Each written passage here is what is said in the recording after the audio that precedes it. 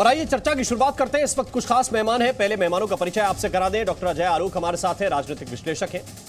संगीत रागी साहब इस वक्त हमारे साथ जुड़े हुए हैं, राजनीतिक विश्लेषक हैं। बहुत बहुत स्वागत आपका। कलीमुल हफीज साहब इस वक्त हमारे साथ जुड़े हुए हैं, अध्यक्ष हैं दिल्ली AIMIM के। हफीज साहब बहुत बहुत स्वागत आपका। उदित राज जी इस वक्त हमारे साथ हैं, वरिष्ठ नेता हैं कांग्रेस पार्टी के। उदित जी बहुत बहुत स्वागत आपका। इस वक्त हमारे साथ राजीव रंजन है, नेता है JDU के। साथ ही किशोर तिवारी हमें ज्वाइन कर रहे हैं, प्रवक्ता हैं शिवसेना के। किशोर जी आपका भी बहुत बहुत स्वागत। और आनंद माधव हमें ज्वाइन कर रहे हैं, प्रवक्ता हैं कांग्रेस पार्टी के। आनंद जी बहुत बहुत स्वागत आपका भी। सबसे पहला सवाल कलीमुल हफीज साहब, आपने अभी मौलाना साहब का बयान भी सुना होगा। वो तो कह रहे हैं स्वागत करते हैं। केवल एक राजनीति है जो अगर बात सीधी भी कोई कहने की कोशिश करे तो उसमें अपने मंतव्य ढूंढ लेती है। और असदुद्दीन ओवैसी कह रहे हैं कि हमें बताने की जरूरत नहीं है कि कहां रहना है कहां नहीं रहना है। क्या सीधी बात को सीधे तरीके से नहीं लिया जा सकता? देखिए, मुल्क में नफरत फैलाना, दो समुदाय के बीच में ऐसी कटुता फैलाना, ये देशद्रोह है। और इस काम के लिए आरएसएस शुरू से विख्यात है। आरएसएस के दो चेहरे हैं, ये बदलते रहते हैं, गिरगिट की तरह कलर बदलते हैं। यानी बीच बीच में मोहन भागवत जी ने बहुत सारे ऐसे बयान दिए जिससे देशवासियों को ये भ्रम हो रहा था कि शायद आरएसएस बदल रहा है। लेकिन मिट्टी पहुंची वहीं जहां का खमीर था। यानी जो पहले गोलवलकर की किताब में उन्होंने जो लिखा, वी और द नेशनहुड डिफाइंड में, कि इस मुल्क में सिर्फ उन्हीं लोगों को रहने का हक है जिनकी मातृ या पूज्य भूमि भारत है, ये वही विचारधारा है जो मुस्लिम लीग के साथ इस मुल्क को बांटना चाहती थी। और यकीनन जो लोग उस विचारधारा के साथ थे उन्होंने मुल्क को बांटा। लेकिन वो भारतीय मुसलमान जो आज भारत में रहता है, उसने उस थ्योरी को रिजेक्ट किया था। उसने मुस्लिम लीग की, जिन्ना की थ्योरी को भी रिजेक्ट किया था और आरएसएस की थ्योरी को भी रिजेक्ट किया। नहीं, लेकिन एक बात तो आज भारत का मुसलमान नहीं, अभी इस भारत की विभिन्नता में एकता, मुझे इतना बता दीजिए, फिर मैं आगे बढ़ूंगा। में यकीन रखता है। नहीं, अभी ऐसी क्या बात कही जो इतनी चुभ गई आपको, जो आपको मुस्लिम लीग भी याद आ गई और ये थ्योरी याद आ गई? मुझे ये बताइए, इस बयान में ऐसा क्या खराब कह दिया?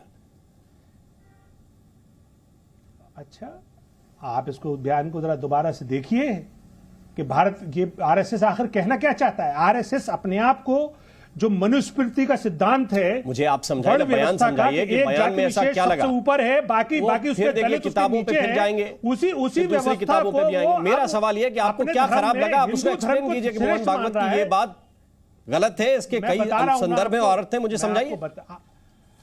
आप देखिए, अगर आप 1 मिनट शांति से सुन लेंगे तो समझ में आ जाएगा। अगर आप शांति से नहीं सुनेंगे तो क्या समझ में आएगा? आपको भी नहीं आएगा, देश को भी नहीं आएगा। आप शुरुआत गोलवलकर से करते हैं। मैं पूछ रहा हूं मोहन भागवत का आज का बयान, तो मैं शांति से सुनूंगा जब आप मेरी बात का उत्तर देंगे। आप अपनी कहानियां सुनाएंगे तो थोड़ी दिक्कत होगी। मोहन भागवत जिस सुप्रीमेसी की बात करते हैं, हम उसको रिजेक्ट करते हैं। भारत का मुसलमान भारत के संविधान में यकीन रखता है। उस मुसलमान ने इस मुल्क को आजाद कराया, अपने जानों को नजराना पेश किया और आइंदा भी इस मुल्क को बचाने के लिए अपनी जानों को नजराना पेश करेगा। मोहन भागवत बताएं, कोई दिक्कत ही नहीं है जब आप सुप्रीमेसी को रिजेक्ट करते हैं, यही उन्होंने कहा। वो तो माफी मांग रहे हैं। फिर इसका मतलब दोनों लोग ठीक बात कर रहे हैं, फिर इसमें राजनीति और इधर उधर की बात क्या? संगीत रागी आपको रिस्पॉन्ड कर रहे हैं। देखिए राम मोहन जी जी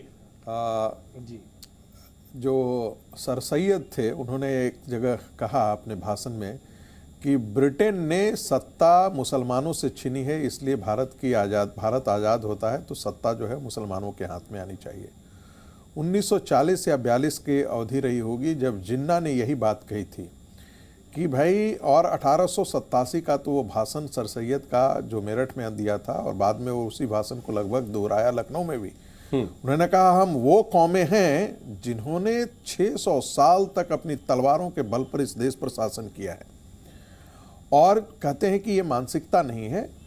एक मुशरुल हक करके एक प्रोफेसर थे और बाद में जाकर के वो कश्मीर में वाइस चांसलर बने, बाद में उनको मार दिया गया। तो उन्होंने एक पुस्तक लिखी जो पब्लिश हुआ 1974 में या 73 में, एडवांस इंस्टीट्यूट शिमला से हुए हैं, आप इसका जवाब ले लीजिए। राम मोहन शर्मा साहब, आपने मुझे तो बोलने दिया, प्लीज, रागी जी को आप अनइंटरप्टेड बोलने दे रहे हैं। प्लीज, ये तो अच्छी बात नहीं, है। अभी आपने अभी दिक्कत ये है कलीमुल हफीज, आपको अगर टाइम का हिसाब किताब भी ठीक से नहीं आता है तो मैं उसका कोई इलाज नहीं कर सकता। दो आंखों की तरह है। प्लीज, अगर 30 सेकंड भी आपसे बर्दाश्त नहीं हो रहा है। 30 सेकंड में अभी सुप्रीमेसी की बात आपने कही और सुप्रीमेसी की बात का जवाब आ रहा है। अब अगर आप पॉइंट भी नहीं लेना चाहते तो दिक्कत है। देखिए, मैं मुद्दों से भटक करके बात अगर किसी ने कहा कि 600 साल तक तलवारों से राज किया तो ये बताने के लिए कर रहे हैं ना आपकी हम सुप्रीम है भाई, आप और इसी का विरोध है, यही कट्टरता है। आप तब तक पढ़ लीजिएगा जब तक हम अपनी बात खत्म कर बस दूसरे मेहमान भी हैं, आपने इसमें 30 सेकंड और जाया कर दिए मेरे, बहुत कीमती हैं, कई मेहमान हैं, उनके पास जाना है। कलीमुल हफीज साहब, मैं आपके पास आऊंगा, पूरा रिस्पॉन्ड करने का मौका दूंगा, लेकिन अगर आप इंटरप्ट नहीं करेंगे तो। देखिए, दो बातें, मैं बस अपनी बात खत्म कर रहा हूं। मुसरुल हक ने कहा कि भारत के मुसलमान अभी भी उस मानसिकता में जीते हैं कि हमारे पूर्वजों ने इतने हजारों वर्षों तक शासन किया है, और यह बात एक सच्चाई है, यह मुस्लिम माइंडसेट में है। सुपरमेसी का मतलब यह भी है, दूसरा हिस्सा यह है कि अल्लाह के अतिरिक्त और कोई पूजे जाने लायक नहीं है, पैगंबर के अतिरिक्त और कोई पूजे जाने लायक नहीं है।